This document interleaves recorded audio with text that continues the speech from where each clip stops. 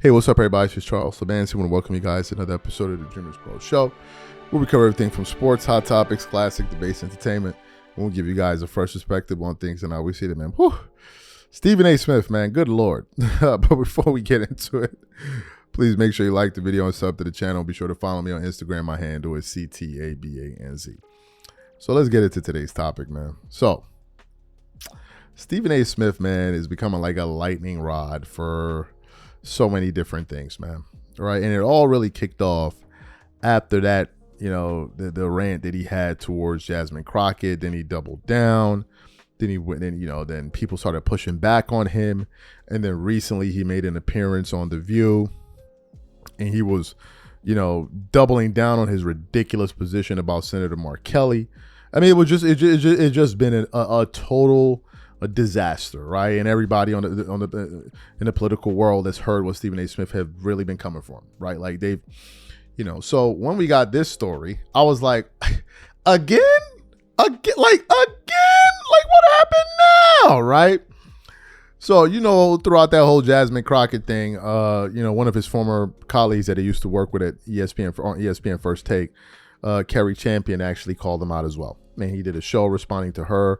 I think he also responded to Jamel Hill. I don't know if Jamel Hill came on the show. I don't know. I don't remember that part specifically.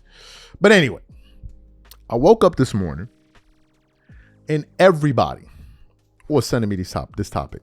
Hey, man, did you hear what Stephen A. Smith had to say what Joy Reid had to say to Stephen A. Smith? What Joy Reid had to say to Stephen A. Smith? And I'm like, I didn't. Right? I didn't. Yesterday we did a lot of content, man. I went to bed super late, like around 6:30, 7 a.m. So I'm like, nah, I didn't hear it. So I immediately started to hunt down a clip to hear what, you know, Joy Reid said. And Joy Reid was getting in his ass, right? But I was trying to figure out where did all of this start? Like, what caused all of this, right? So I then had to do some quick research to understand, well, what did Stephen A. Smith say about Joy Reid? Because all I remember is that her show got canceled, I don't know, 9-10 months ago or something like that, but I didn't know the details of it. I wasn't following politics as closely then as I am now, right?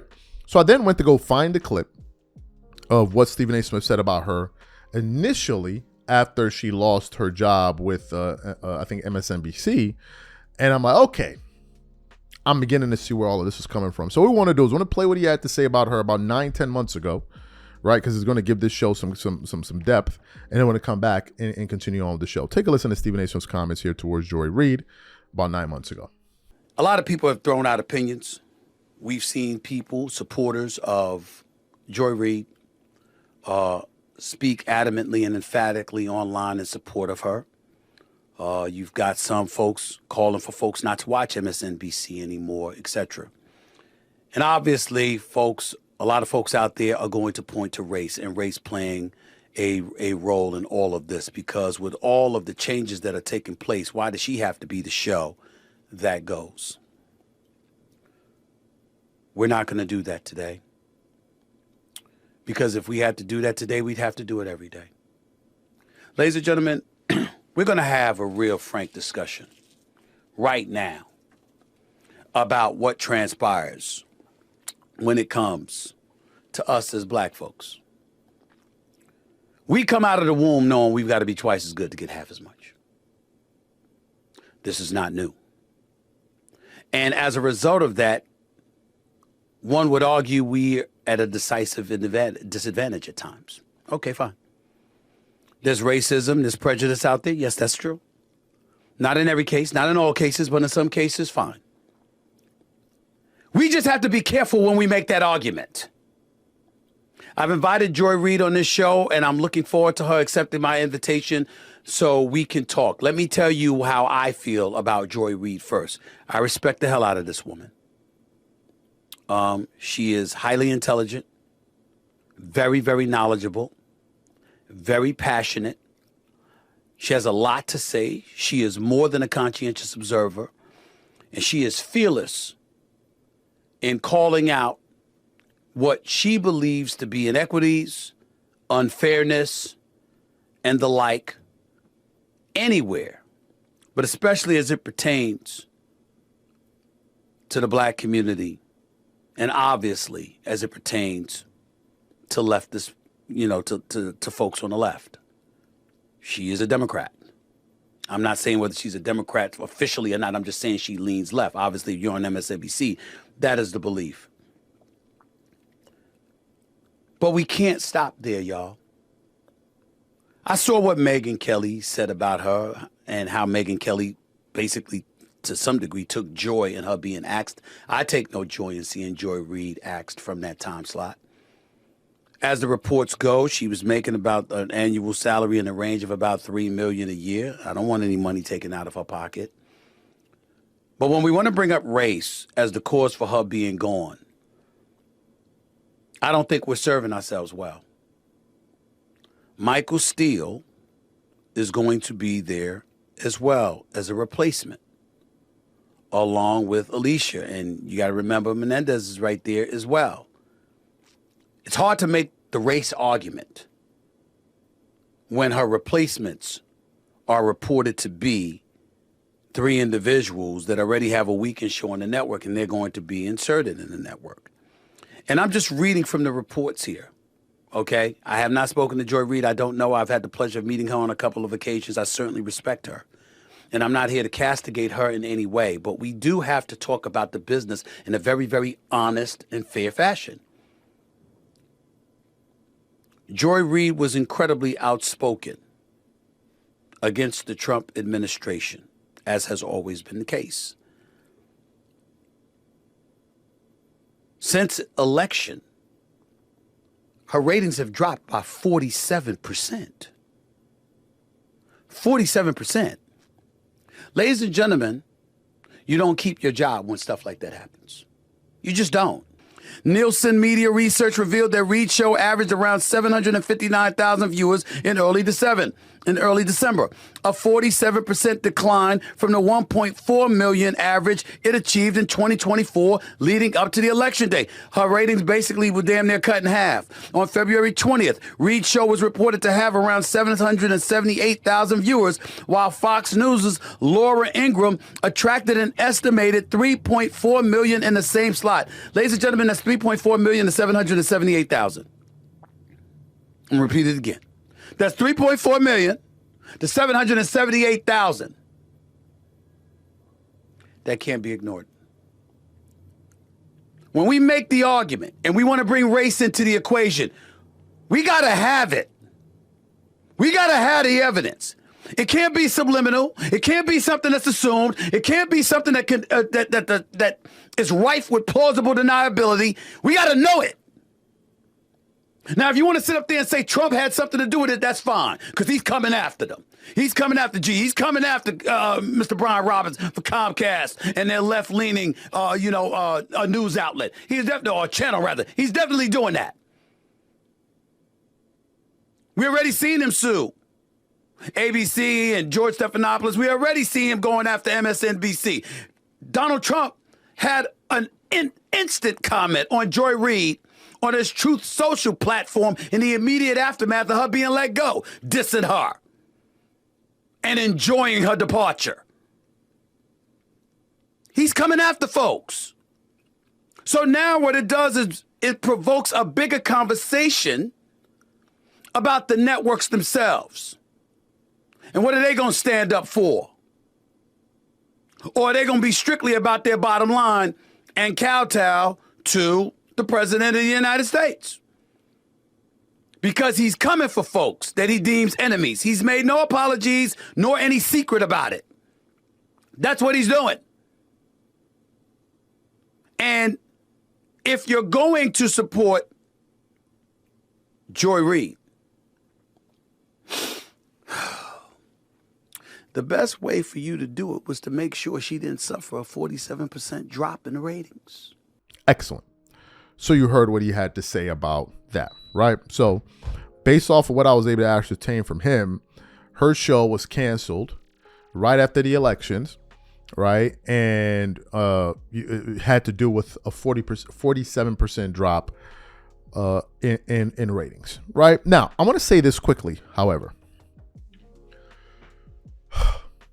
If you go back about 11 months ago to that period, let's say November, December, January, that period, what you were witnessing was a shift, right, in the consciousness of a lot of people.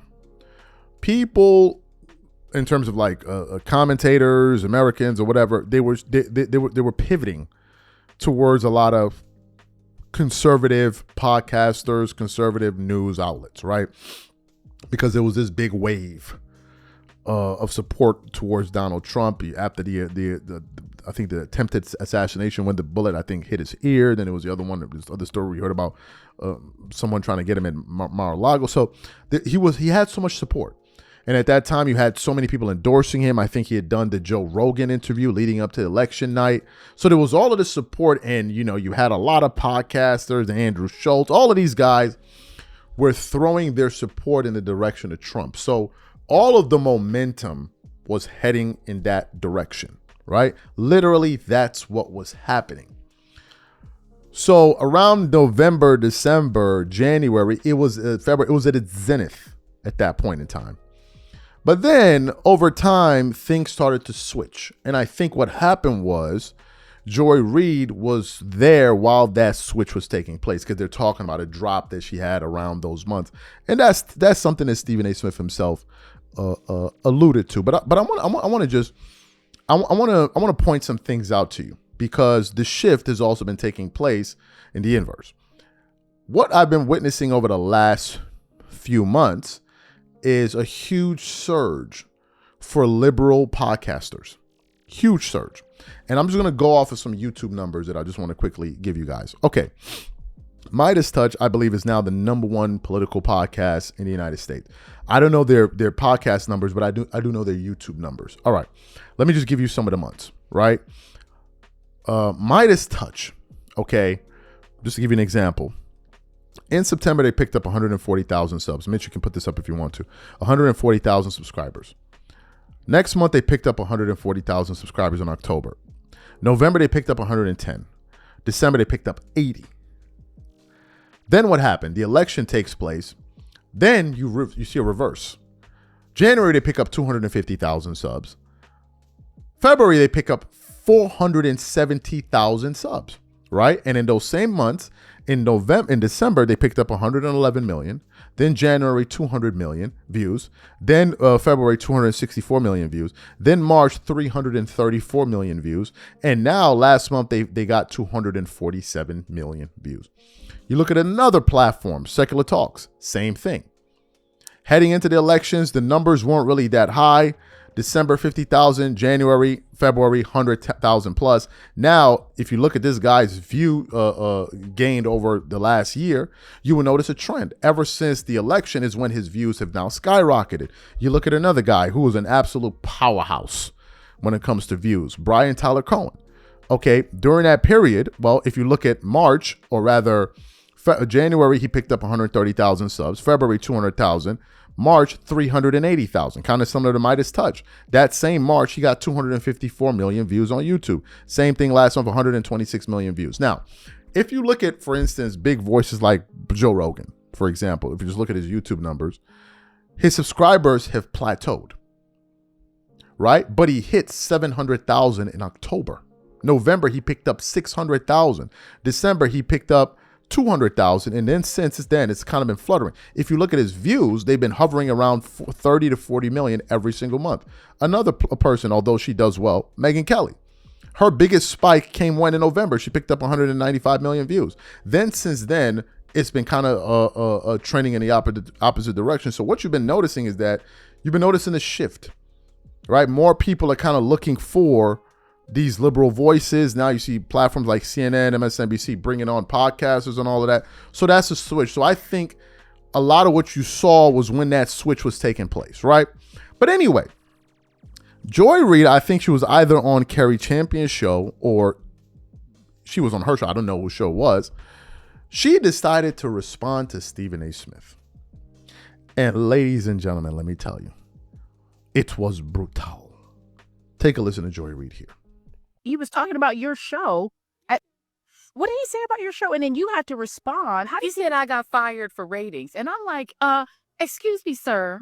You got $100 million for a show with half my ratings at my worst. I had to literally Google his numbers. I'm like, how many people listen to the show? Is it like 4 million people? Oh, wait, it's like, what, 500,000 people? Dude, that's like average CNN. That's not that high. They're paying you not for your numbers, my friend. They're paying you because you are willing to say the nasty things about Black people that they want to say. You're willing to take their denigration of Black women and put it in the mouth of a Negro. And because you're willing to put the denigration of Black women in particular into a Negro's mouth, you now think that, oh, I must be a freaking political genius. But just be clear, you're not being paid for your numbers. You're being paid for what you're willing to do to us for white people's entertainment. And as long as you cool with that, bruh, keep being you. But don't come for my friends. Don't come for people that I know their value and try to devalue them in front of all the Black women who can see and hear you, because we know what you're doing. So you heard what she had to say in response to Stephen A. Smith. What are my thoughts about this? Let's get to the heart of this issue. All right, I'm not going to be up here twerking it up for y'all and all that, but let's get to the heart of it. At the heart of this issue that you're hearing from Joy Reid, you're hearing from Kerry Champion, I don't know, Willie D, Roland Martin, whatever. On the underlay of it, they're saying Stephen A. Smith doesn't know much when they're talking about politics, right? You have that, the kind of reoccurring threat. But then there's another aspect to this, which is they feel like here you have this very successful Black guy with one of the biggest shows in the United States, sports shows, that not only isn't defending Black women, he's actively attacking them. Going back to Jasmine Crockett, going back to his comments about Kamala Harris, going back to his comments about Michelle Obama. That is at the heart of the issue. That is exactly what is driving all of this. And she just said it there. Some people will say it explicitly, while others will suggest it subliminally. That is exactly what is at the core of all of this. People like, bro, you looking greasy out here, son. Going at the Black women like that is at the heart of it all. Trust and believe that's what's going on here. And what I'm trying to figure out is, how does Stephen A. Smith find a way to triangulate himself into this position? Really, dogs? Really, dog? You gonna find yourself on this side of the fence? Like, where now you got the ladies coming up? Son, that's not a good place to be, my boy. That ain't a good place to be, my boy. It's not. But that's where he at. He got the ladies coming after him, and he got that's exactly what is happening here. Now, in terms of, ESPN kind of paying him to be the mouthpiece to go at Black, I don't know, right? I don't know. I don't even watch First Take. Like, I just watch clips of it online. I don't know. What I do know is that ESPN gave him the creative freedom and the leeway to do his show Straight Shooter, where he can have political views, and they've made it abundantly clear that whatever Stephen A. Smith says outside of the corridors of ESPN, that has nothing to do with ESPN, right? So they've kind of washed their hands from that. You can go out there and say that nonsense.